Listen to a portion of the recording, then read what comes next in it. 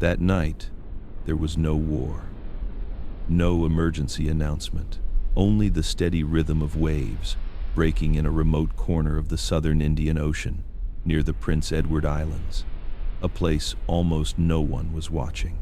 High above the Earth, an aging American nuclear surveillance satellite was doing what it had always done, quietly observing what humans preferred not to see. Then, in a fraction of a second, it detected something precise, brief, and deeply unsettling. A double flash. It was a signal the system had seen before, and every time it had appeared in the past, it pointed to the same conclusion. But this time, something was wrong. No nation announced a test. No government claimed responsibility. No one spoke. If this satellite had never been wrong before, why did the entire world suddenly need it to be wrong now? What Vela was, and why this signal could not be ignored.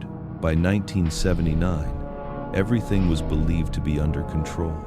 After a series of nuclear test ban treaties, the world's major powers trusted that enough systems were in place to ensure no one could quietly break the rules without being detected. In orbit above the Earth, the American Vela satellite program continued to operate exactly as it had been designed to do. Not to prevent war, only to observe and record, silently, explosions that no nation was allowed to deny. Vela did not track people. It did not care who was an ally and who was an enemy. Its sole purpose was to detect the physical signatures of a nuclear detonation wherever it might occur on the planet. On each satellite, 2 Vang-meter sensors continuously measured light levels in extremely short time intervals. They did not take pictures. They did not record images. They searched for only one thing: changes in light occurring within fractions of a millisecond. A nuclear explosion does not flare like a conventional bomb.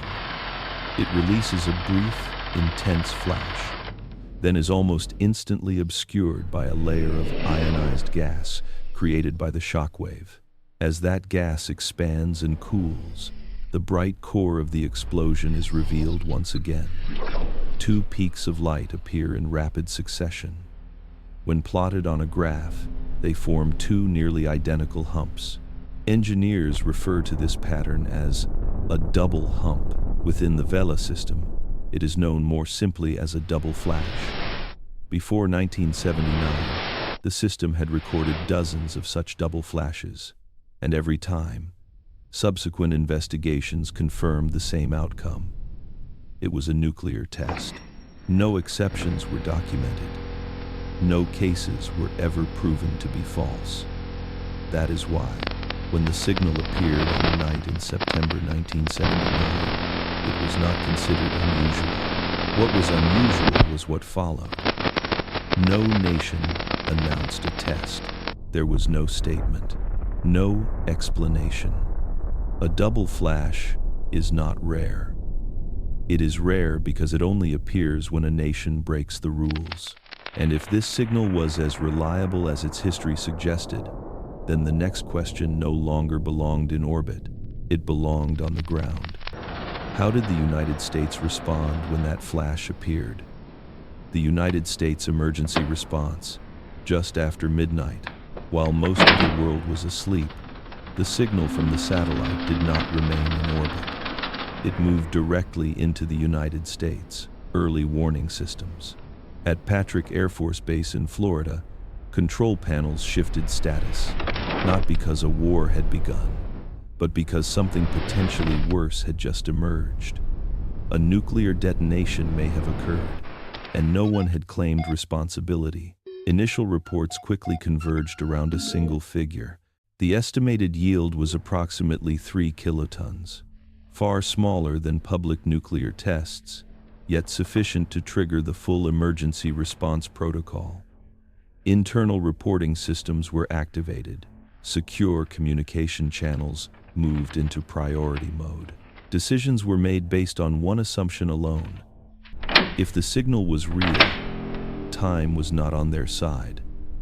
Within hours, the issue no longer belonged to an Air Force base. It was taken directly to the White House. An emergency meeting was convened. Satellite data was reviewed line by line, pulse by pulse, leaving no room for instinct or speculation. At the center of the room was President Jimmy Carter, fully aware that any conclusion reached at this moment would carry profound political and strategic consequences. There was no public announcement, no statement to the press. Instead, a quiet but costly decision was made to launch a classified investigation. More than 25 reconnaissance flights were deployed in a short span of time. Their mission was not to identify a perpetrator, but to look for traces. Aircraft were sent through layers of atmosphere, where a detonation, if it had occurred, would leave something that could not be completely hidden. The scale of the response made one thing clear. The United States was not acting as if it were dealing with a sensor malfunction. It was acting as if it were confronting an event that, once confirmed, could not be undone. And once the aircraft were airborne, once the chain of decisions had been set in motion, a reality began to take shape. Regardless of the outcome, the moment to stop had already passed. If the satellite was not the only piece of evidence, then the next question became unavoidable. Beyond the signal from orbit, what other traces existed to confirm that something had truly happened that night? Independent evidence. If a large explosion had truly occurred, it would not leave traces only in orbit.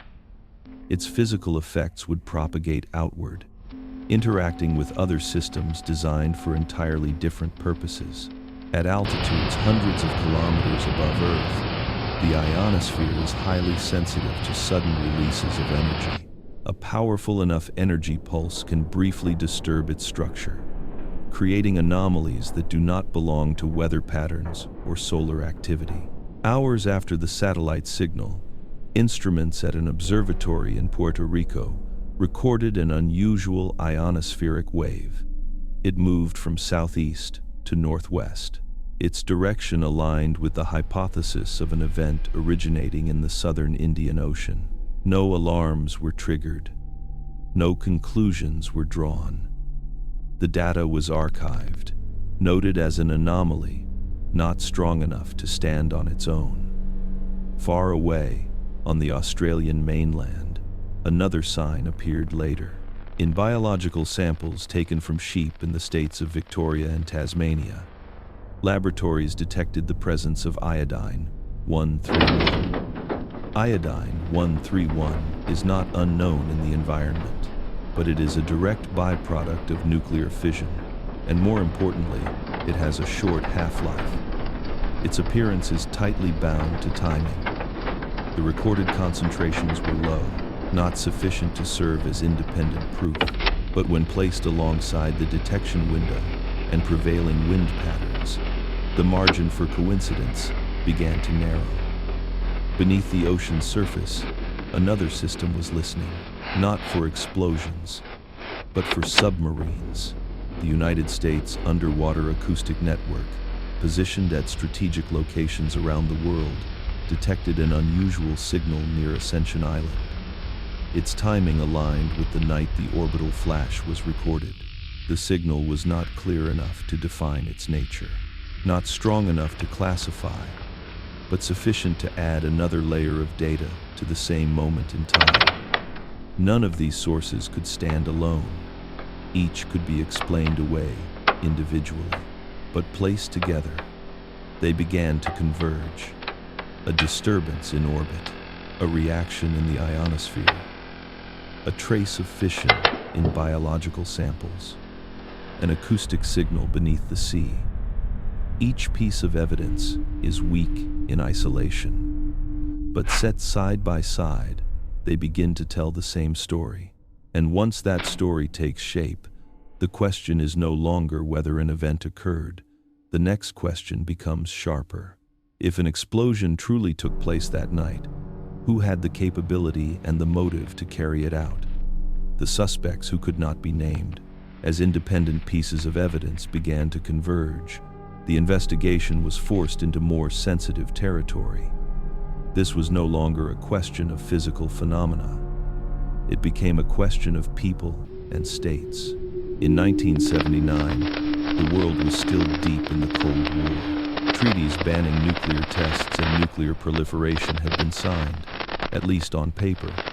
In practice, not every nation had access to nuclear technology, and far fewer had the capability to conduct a test without leaving obvious traces.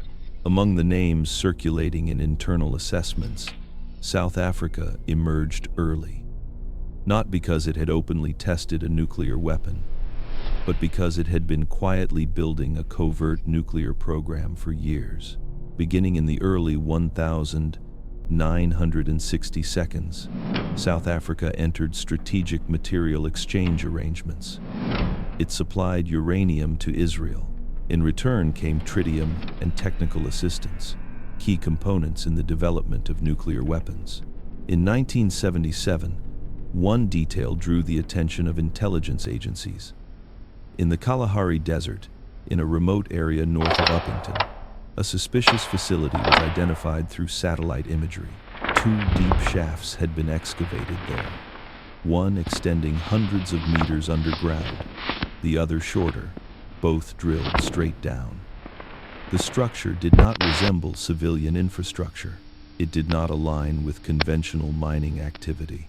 It matched a single purpose: underground nuclear testing. International pressure escalated rapidly. Diplomatic warnings followed. The threat of economic sanctions became explicit. South Africa was forced to dismantle the site before any test could be conducted. By the late 1972, internal assessments concluded that South Africa was still not capable of carrying out a fully independent nuclear test. Its program remained immature, its infrastructure incomplete. Acting alone would have carried unacceptable risk that shifted attention elsewhere, to Israel. At the time, Israel did not publicly acknowledge possessing nuclear weapons, but within intelligence circles, its capabilities were no longer in doubt. Estimates suggested Israel had accumulated significant quantities of uranium and may already have possessed multiple nuclear warheads by the late 1970s. Israel had the technology, the experience, and the incentive to keep everything quiet. From there, a hypothesis began to form behind closed doors. Not a single test, but a joint one. A test conducted offshore, at sea, outside sovereign territory, away from major seismic stations, beyond direct public scrutiny. The hypothesis was never announced, never confirmed, but it accounted for many pieces at once. And once the names took shape, the story entered its most dangerous phase. Because if the suspicions were correct, the question was no longer who had done what. It was whether anyone would dare to say it out loud. If the suspicions were that clear, why did the United States never release an official conclusion when the truth became a political burden? In 1979, the timing of the flash was not accidental. Only months earlier, a new strategic arms control agreement had been signed between the two superpowers. The treaty was still fragile, not yet ratified, not yet in force. The entire nuclear balance now rested on a single assumption: that no one would break the rules while the world was watching. A confirmed nuclear test, no matter who conducted it, would have shattered that assumption, not only with adversaries, but within the very system of control the United States was trying to preserve. If the event were acknowledged as real, the next question would be unavoidable: who did it? And if the responsible party were a close ally, the consequences would extend far beyond diplomacy. U.S. law at the time offered no room to stand aside. A provision already existed, waiting to be triggered. If a non-nuclear state were found to have tested a nuclear weapon, aid would have to be cut. Sanctions would have to be imposed. There were no exemptions for allies. No space for official silence. Placed in that context, the satellite data and the independent traces became dangerous, not because they were weak, but because they were sufficient. A scientific panel was convened, not to identify a perpetrator, but to determine whether another path existed, one with a lower political cost. The analyses were reviewed. Alternative explanations were advanced. Natural phenomena, sensor anomalies, a rare coincidence. This was the conclusion released to the public. Brief. Just enough to close the case in the public eye. At the same time, a different current continued beneath the surface. Technical reports kept circulating internally. Some conclusions did not align with the public explanation.